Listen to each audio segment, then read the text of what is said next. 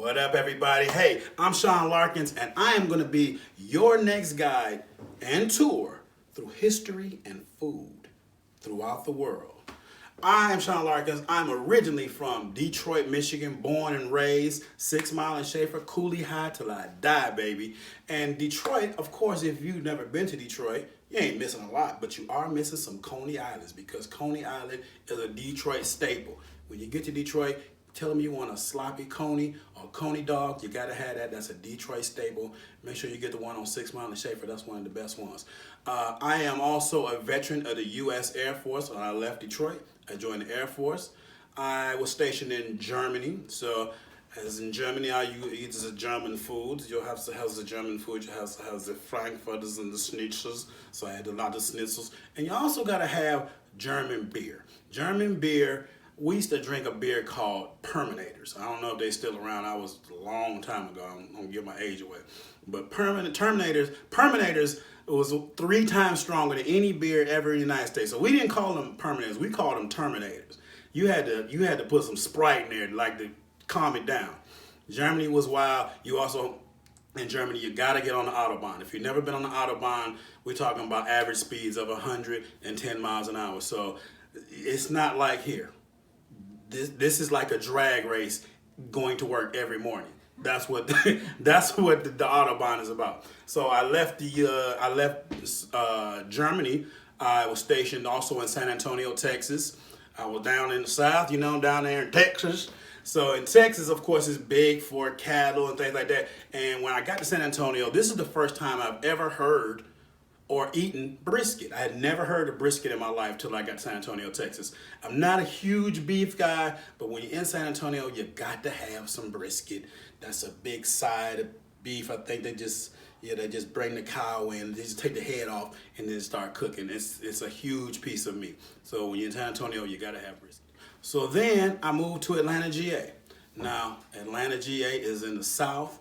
That's right, Shawty, we down South, we in the A-Town, and in the A-Town, is known for the Waffle House. You gotta hit the Waffle House. When you leave the club at 2 in the morning, well, in Atlanta, we used to leave the club at 6 in the morning. You gotta hit the Waffle House. You gotta get your scattered, smothered, covered, shredded potatoes. You know what I'm saying?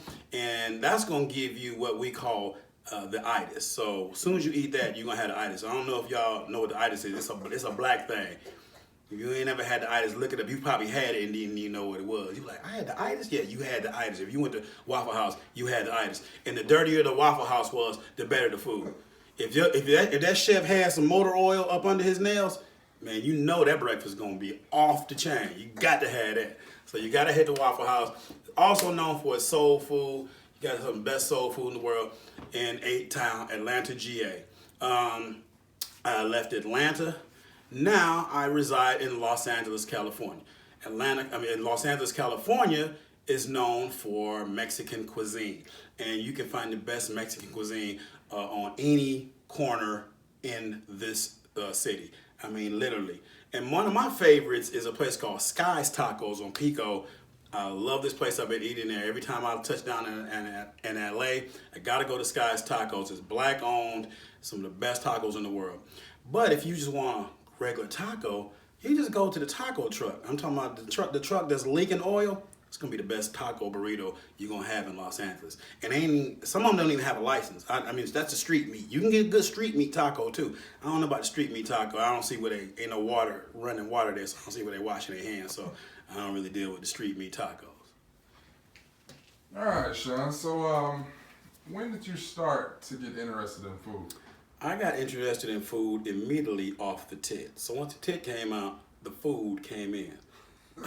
So at a tender age of, I don't remember back that far, but I started eating food and I've loved the taste of food.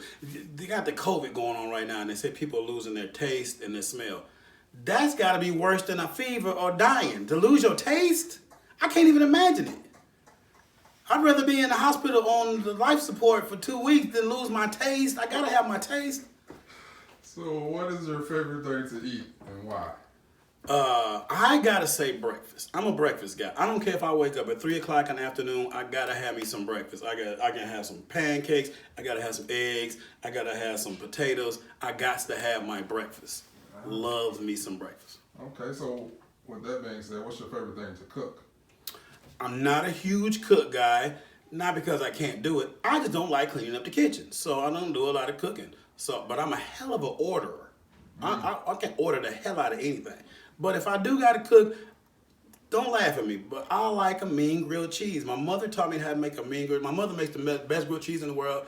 She handed that grilled cheese recipe down to me so I can make a mean grilled cheese sandwich any day, baby. I'm talking about go up with anybody. Okay. So where have you traveled in the United States, and what was your favorite place? My favorite place in the United States, and I know a lot of people are going to think New Orleans, or you're going to think Miami, or you think Los Angeles. My favorite place I've traveled to in the United States is Martha's Vineyard. Love that place. The most relaxing place I've ever been to in my life. And it's also world famous for the lobster roll. Lobster roll drenched in butter. Also going to give you the itis. So you're going to be relaxed. You're going to have the lobster roll. You're going to have butter dripping down your face. It's going to be great. You got to have lobster roll. Okay, what places have you been here in the U.S.? I'll tell you what places I have yet to go. I've probably been to 44 states. I've yet to go to Montana, Wyoming. I've yet to go to Vermont and Maine. Maybe one more, but I've pretty much been to just about every state. Utah? I've yet to go to Utah. I've been in the airport. I had a snack in the airport, so I don't know if that counts. I have yet to go to North Dakota. Been to South Dakota.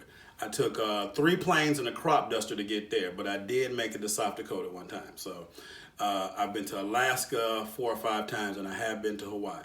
So what took you to South Dakota? I'm a comedian, of course, so I've traveled the country, traveled the world, and back in my day, I used to do a lot of college shows. So I was booked at a school called South Dakota State University, and I went up there, and I won't say it was a great time, but I got paid, so I'll take it. Cool. So what historical event do you find most interesting? I am a little bit of a history buff, not a super history buff, but I think the Cuban Missile Crisis, one of the most interesting times, not just in the world, but also in our country. I asked my mother about that, and she said it was one of the scariest times in her life, just to know that nuclear missiles were literally 90 miles off the coast of Florida, aimed at the United States, and some crazy people had their hands on the buttons back then. I wasn't around then, thank God, but if they would have shot her, I probably wouldn't be here today. So we got through that, but I think that was one of the most interesting times, the Cuban Missile Crisis, aka the Bay of Pigs. Gotcha. Yeah.